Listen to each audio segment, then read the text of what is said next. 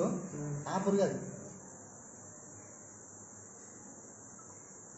ఈరోజు నైట్ డిన్నర్లో తెలంగాణ యూనివర్సిటీలో అన్నం తింటుండగా విద్యార్థుల కర్రీలో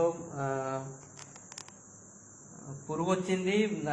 దాదాపు కొన్ని రోజుల నుంచి కూడా ఇదే ఇష్యూస్ నడుస్తూ ఉంది, కానీ ఎవరు పట్టించుకోకపోవడం ఒక ఎత్తు. అన్నంలో పురుగు రావడమా, తినే అన్నంలో పురుగు రావడమా,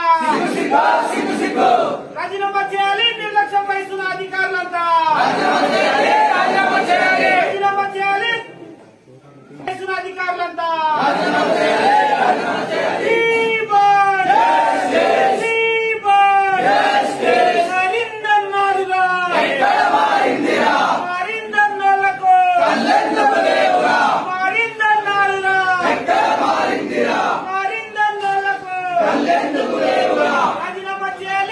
అప్పుడు చేసినాం అంటే మేము ఓళ్ళకి చెప్పినాం, కేర్ టేకర్లకు చెప్పినాం.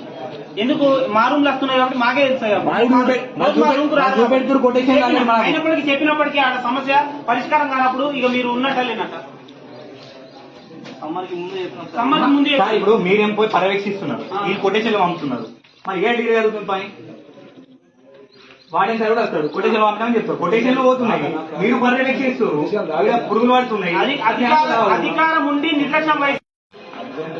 కుక్స్ ఎవరైతే ఉంటున్నారో స్టార్ట్ అయింది కదా, వాళ్ళకి గ్లౌజ్ కొనాలని చెప్పిన సాక్ష్యం ఉంది సార్. కాదు కొనుక్కోవాలి, ఊరికే తీసుకోవడానికి ఉండదు.